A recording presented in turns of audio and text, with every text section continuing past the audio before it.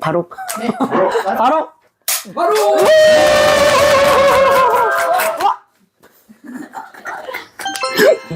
네, 목사님. 일부에서는 저희가 천국 가려고 신앙생활에 인생 갈아 넣는데도 고질병, 불치병, 정신질환, 불행한 사건, 사고로 세상 사람들과 똑같이 고통받고 있는 이런 무능하고 무기력한 크리스천과 현대교회의 현실을 좀 진단해 주셨는데요.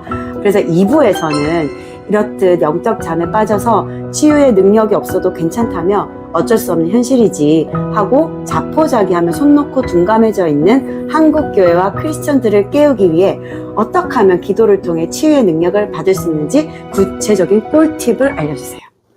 깨우려면 일단 자명용 기도를 켜야 됩니다. 네.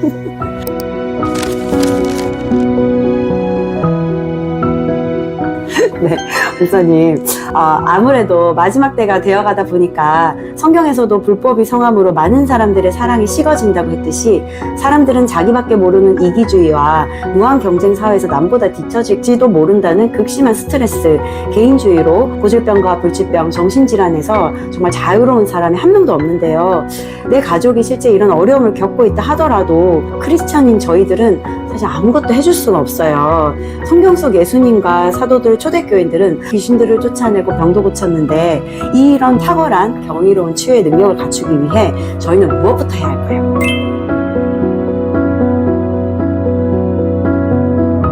말하자면 이런 성령의 능력은 누구에게 하나님께서 주시냐면 결국은 하나님이 기뻐하시는 의인에게 주시는 거거든요. 그래서 의인의 기도는 역사하는 강하다. 하나님은 의인의 기도를 들어주시고 악인의 기도를 들어주시지 않는다 라고 돼 있죠. 그러면 결국은 전부 믿음의 능력에 사는 거죠. 내 믿음이 크도다, 내 믿음대로 될저다 하고 네가 믿고 구하는 건 다 받을게 될 것이다. 이게 수도 없이 성경에는 도배하고 있지 않습니까? 그런데 우리는 난 믿고 있잖아. 믿고 있는데 무슨 소리야. 난 믿으니까 교회 왔고 11조도 늘고 봉사도 열심히 하고 있다. 그렇게 얘기하고 있죠. 그렇지만 이 믿음은 어디서 오냐면 제가 일부에서 말씀드렸다시피 하늘에서 오는 겁니다. 하나님이 주시는 거예요. 그럼 하나님이 누구에게 이 믿음의 능력을 주시겠어요? 첫 번째, 기도하는 능력이죠. 기도라는 게 우리는 이것 주세요 저것 주세요를 기도로 알고 있는데 아닙니다. 히브리서 11장 0장에 보면 믿음이 없이는 기쁘시게 못하나니 그에게 나아가는 자는 그 계신 것과 자기를 찾는 자들에게 상 주신 이심을 믿는 거다 그랬어요.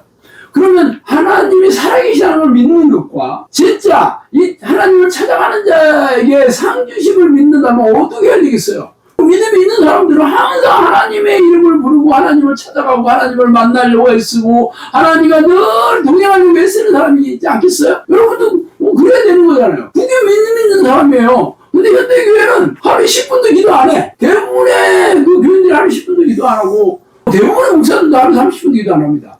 그리고 기도하는 내용도 자신들의 세속적인 소원을 들어달라는 거와 육체적이고 혹은 삶의 문제를 해결해달라는 거지 하나님을 찾아가고 하나님을 만나고 하나님과 교제하고 하나님의 이름을 높여드리고 하나님을 찾아가고 감사하고 경배하고 자신의 죄를 회개하고 하나님의 뜻을 구하는 기도는 관심이 없어요. 그러니까 하나님이 그런 사람을 내 백성이다 내 자녀다라고 인정 안 해주는 거죠. 당연히 의인이겠어요? 악인이지. 하나님의 그 뜻에 불순종하는 자들은 전부 악인이에요. 근데 어떻게 이런 그 믿음의 능력이 있겠어요? 그래서 결국은 하나님으로부터 이런 믿음의 능력을 받으려면 첫 번째는 믿음이에요. 이게 기도예요.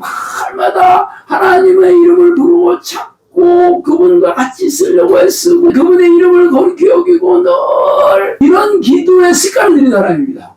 아니 우리가 예수님의 신부라고 그러잖아요. 그래서 우리 신랑이 예수님인데 아니 신부가 신랑을 만날 생각도 안 하고 하루 종일 뭐 돈이나 벌고 돈 쓰는 데만 관심이 가 있다 그러면 어떤 신랑이 이걸 신부라고 얘기하겠어요? 우리 말로는 신부라고 하지만 실제적으로 하나님을 만나는 기도 신랑을 찾을 생각을 안 하는 사람들 이런 사람들은요 신부 아니에요.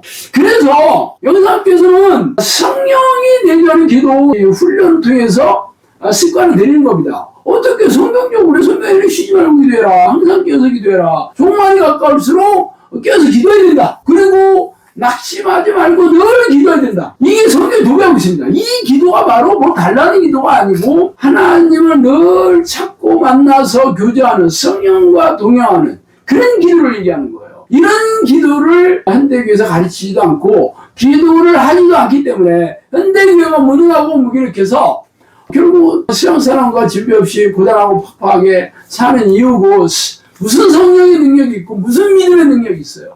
결국은 이 첫 번째 핵심은 기도의 습관을 들이는 거. 하나님과 동의하는 기도의 습관을 들이지 않으면 이런 능력은 당연히 있을 수 없죠. 제가 하나님을 부르는 기도를 10년을 한 끝에 성령께서 찾아오셔서 저한테 그랬어요.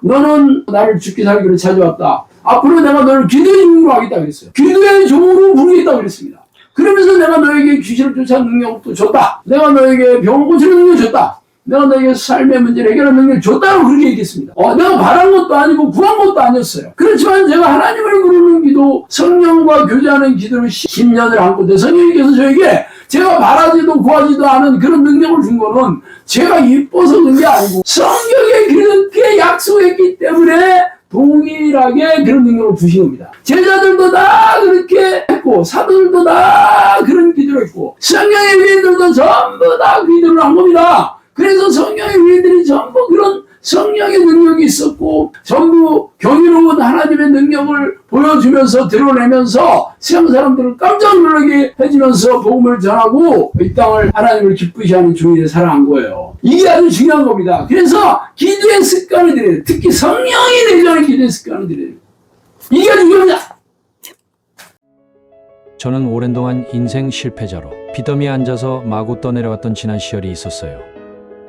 교회를 열심히 다니는데도 왜 내 삶은 고단하고 팍팍한지, 성경에 선포한 수많은 하나님의 약속들, 설교 강단에서 축복의 말씀을 쏟아부었던 목회자들이 답을 해주지 않았죠.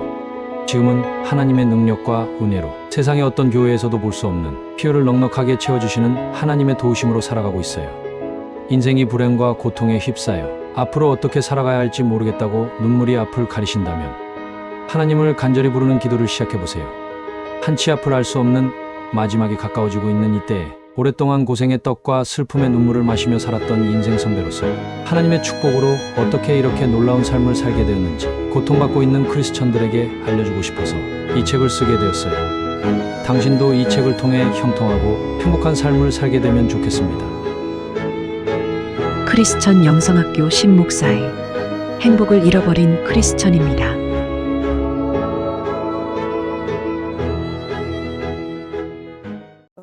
목사님, 이렇게 성경의 위인들도 하고 목사님께서도 하신 이 기도, 늘 하나님을 찾고 부르고 교제하는 기도를 해서 믿음을 인정받으면 하나님께서 믿음을 인정해 주셔서 이 성령의 능력을 주시나요? 그러면 정말 기적이 일어나나요?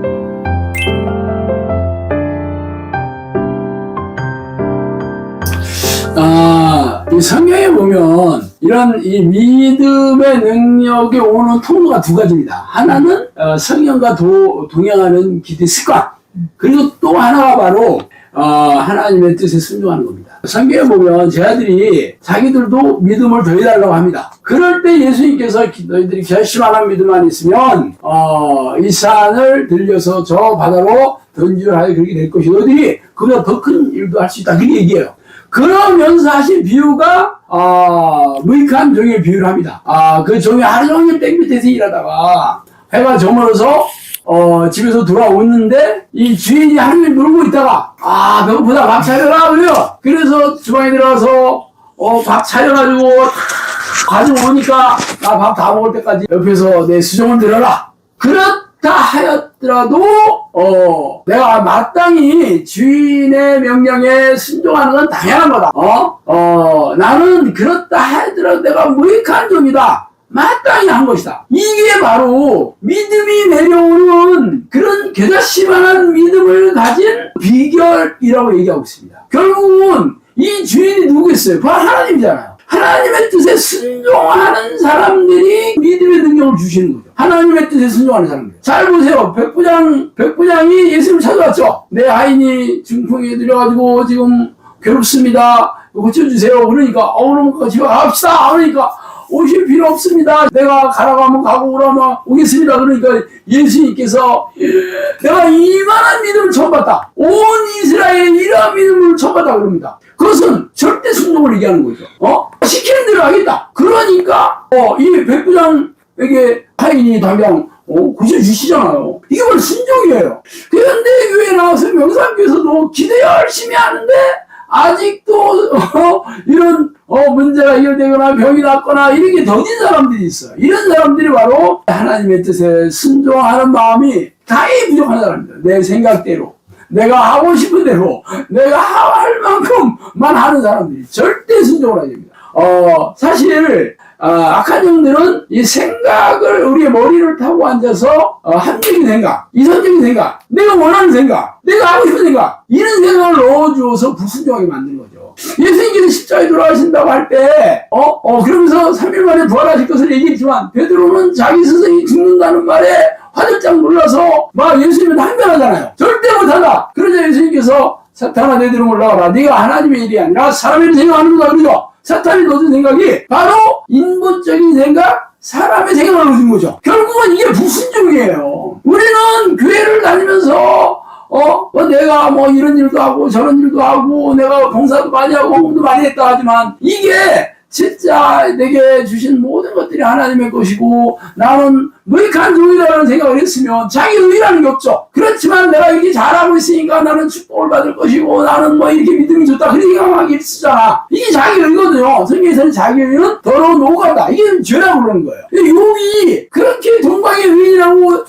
하나님께 칭찬했는데도 그가 이렇게 사탄에게 하나님께서 허락해서 재앙을 당한 이유가 결국 자기 의였거든요. 근데 본인은 나는 너무 잘했다. 내가 왜 이렇게 불행당하는 게 나는 이해가 안 간다. 그렇게 얘기했을 때 하나님이 나타나서 네가 하는 게 뭐가 있냐 하면서 자기 의가 죄라는 것을 깨닫게 해주셨을 때 비로소 내가 하는 게 아무것도 없군요 하면서 하나님 앞에 회개하잖아. 욥의 세 친구도 마찬가지죠. 욥의 세 친구는 하여튼 욥 보고 다시 회개하는 번제를 드리려고 하잖아요. 그럼 용서해 주겠다 그러잖아. 지금 현대인은 똑같습니다. 하나님의 뜻에 순종을 살아야 된다. 성경대로 살아야 된다 그러면 어떻게 그렇게 하냐고 할 생각이 없어요. 그리고 자기가 하고 싶은 것만 해. 교회에서 시키는 것만 하면 잘하는 줄 알아요. 물론 우리가 성경대로 살 능력은 없어요. 그렇지만 내 능력으로 하는 게 아니고 성령께서 내 안에 들어오시면 내 죄를 깨닫게 해주시고 예수의 말씀도 생각나게 해주시고 그리고 날마다 회개해서 넘어진 죄를 용서하게 해주시고 또 죄와 싸우기 위해서 힘도 주시잖아요.